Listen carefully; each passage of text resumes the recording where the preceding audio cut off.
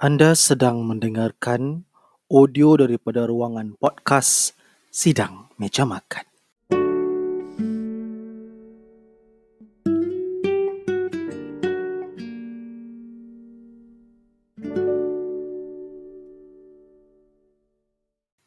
Assalamualaikum dan selamat sejahtera. Kepada yang baru bertandang, selamat datang. Kepada yang kembali lagi, semoga anda sentiasa dirahmati. Anda sedang bersama-sama saya Syafirul Syafiq Saadin dalam podcast Sidang Meja Makan. Dedikasi khas untuk semua kita berkongsi motivasi dan pengalaman diri supaya kita tidak pernah lupa pada saat kita semua tenggelam punca, Allah sentiasa ada. Sebelum itu, kepada anda yang telah mendengarkan episod terdahulu, saya ucapkan ribuan terima kasih. Teruskan sokongan anda. Dan jika anda mendengarkan audio podcast ini daripada Anchor, Breaker, Radio Public, Google Podcast ataupun Spotify, pastikan anda download dan subscribe. Dan jika anda mendengarkan audio podcast ini daripada platform YouTube, pastikan anda like, komen, share dan subscribe.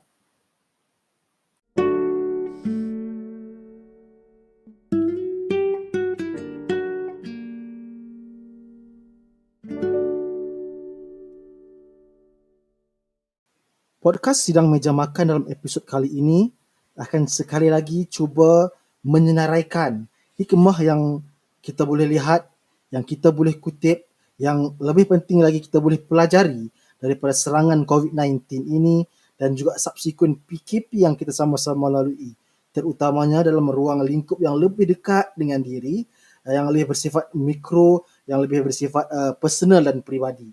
Pastikan anda terus mendengarkan sehingga ke akhir rancangan kerana saya juga akan cuba membentangkan pengalaman dan pelajaran yang saya secara peribadi kutip sepanjang tempoh PKP ini. Moga ianya menjadi motivasi kepada semua kita yang mendengarnya nanti.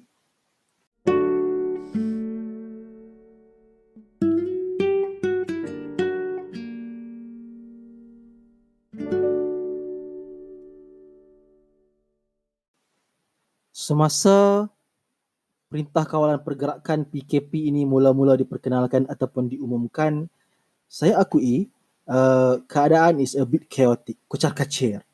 Yalah, sebab kita sendiri masing-masing tidak pernah menjangkakan akan keadaan ini. Kita tak boleh nak jangka macam mana keadaan ataupun perjalanan PKP ini berlangsung. Kemudian come a realization, seronok rupanya duduk kat rumah ni. Yalah kan, gaji berjalan, kerja belum tentu. Dan kita ambil masa, musim ataupun perasaan honeymoon itu pun berkurang dan kebanyakan kita mula realign kita punya priority dan kita semua masuk dalam mode work from home. Maka ramailah yang mula mencari-cari printer, mula jengok-jengok Shopee, Lazada, tengok balik laptop-laptop lama yang berada di rumah ni boleh guna ke belum.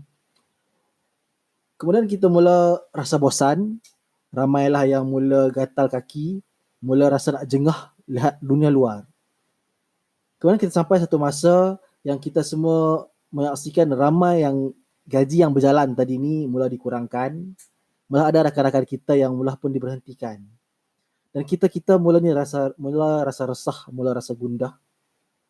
Dan throughout all of this emotional roller coaster, sebenarnya mudah untuk kita lepas pandang hikmah yang sebenarnya datang dengan PKP dalam kehidupan kita ini.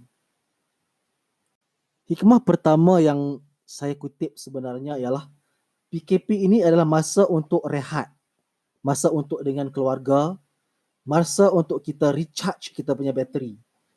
Ini adalah masa untuk kita rehat, recharge daripada hidup yang kalut dan sangat laju. Ialah, rata-rata kita semua bekerja dan hampir semua kita keluar kerja, terpaksa untuk keluar bekerja awal pagi, pulang malam hari.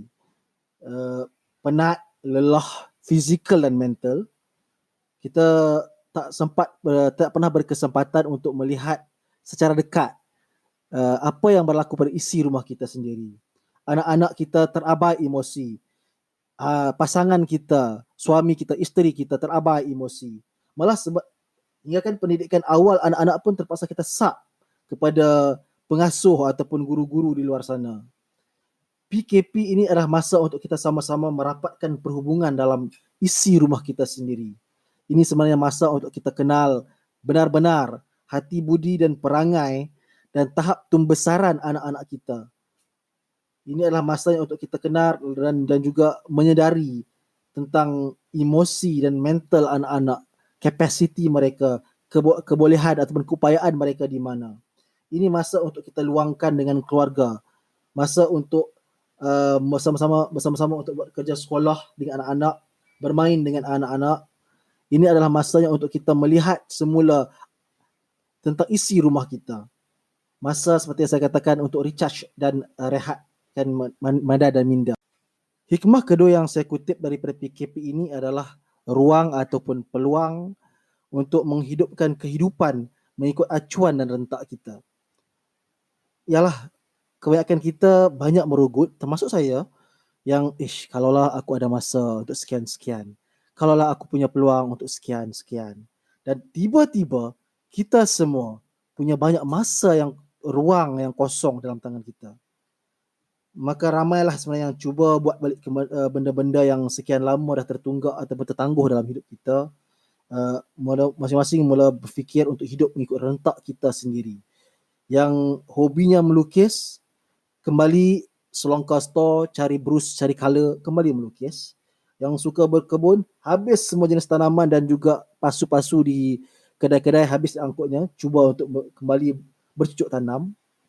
Yang sukakan DIY, pelbagai hiasan dalaman rumah dilakukan, malahan peluang ini juga diambil untuk menambahkan ilmu. Ramai yang pandai, yang dulunya sekarang biasa-biasa dalam memasak, sekarang sudah pandai memasak. Yang dulunya tak pernah berkesempatan, sekarang sudah boleh berniaga atas talian. Boleh bagi makan jiran-jiran. Dan ini juga sebenarnya secara tak langsung menghidupkan juga kehidupan bermasyarakat dalam keluarga, dalam masyarakat kita. Kita semakin boleh kembali mengamalkan perkara ini. Kita sudah boleh mula kenal jiran-jiran dengan lebih dekat dan lebih rapat lagi. Bukan sekadar untuk bertegur sapa, angkat tangan, hangguk kepala awal pagi sebelum kita masing-masing ke tempat kerja. Hikmah ketiga, secara peribadinya, saya menyaksikan ataupun saya melihat yang PKP ini memberi ruang untuk saya sendiri membentuk keluarga kecil saya. Ruang ataupun peluang untuk solat jemaah 5 waktu sehari bersama-sama satu keluarga tidak pernah muncul sebelum ini kerana hambatan kerja. Kini berpeluang, alhamdulillah. Puasa tahun ini juga dalam keadaan PKP jauh lebih santai. Yalah, tak perlu lagi keluar rumah, kejar-kejar di tempat-tempat di luar sana. Malah saya percaya ramai yang mengambil peluang ini untuk bertadarus, tadabbur Quran, khatam Quran berkali-kali dengan keluarga masing-masing. Solat tarawih juga berjalan dengan jauh lebih tenang, lebih mudah, lebih santai. Chill-chill saja kata orang. Kita tak payah lagi nak terkejar-kejar imam. Kita buat secara kita, chill saja di rumah. Solat 2 rakaat, anak minta berhenti untuk minum air. Solat 2 rakaat, anak minta berhenti untuk pergi bilik air. Solat 2 rakaat, anak kecil minta minum susu. Tapi kita lakukan cuma sekadar perlahan-lahan mengikut kadar kemampuan sendiri.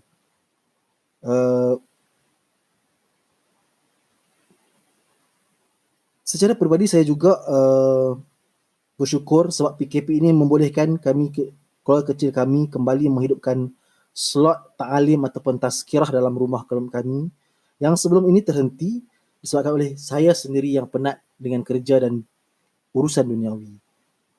Alhamdulillah, inilah masa untuk saya bagi nasihat kepada keluarga, menerapkan nilai murni, bercerita tentang kisah-kisah Nabi, kisah-kisah Islamik, kisah-kisah Rasul.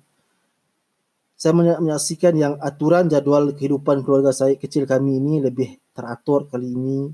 Anak-anak yang walaupun masih kecil sudah boleh faham, sudah boleh diajar dengan lebih mudah. Sebabnya saya merasakan kerana mereka melihat saya sendiri melakukan apa yang saya katakan, manakala saya sentiasa berada di rumah. Ini adalah perkara-perkara yang saya rasakan hikmah yang sangat baik yang alhamdulillah disebabkan adanya PKP dapat diterapkan dan dilaksanakan. Saya faham, mungkin ada yang berkata, "Alah, benda kecil pun nak kecoh, nak heboh."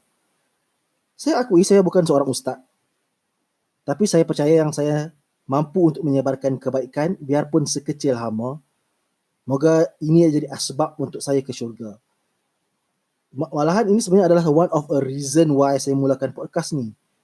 Untuk menyebarkan pada semua, untuk sama-sama kita stay positive even in the darkest of the days by counting our blessing. Hikmah dan pengajaran yang dikutip bersama-sama daripada PKP yang telah berlangsung ini, saya doakan kita semua berterusan dan berkekalan. Apa juga kebaikan dan kebolehan yang kita kutip sepanjang PKP ini dapat kita channelkan, dapat kita salurkan ke arah yang lebih baik, yang lebih tersusun dan lebih terurus. Moga semuanya menjadi asbab untuk kita mendapat redha Allah, menjadi peluang untuk kita menambahkan amal, menambahkan kebaikan dalam hidup kita sendiri.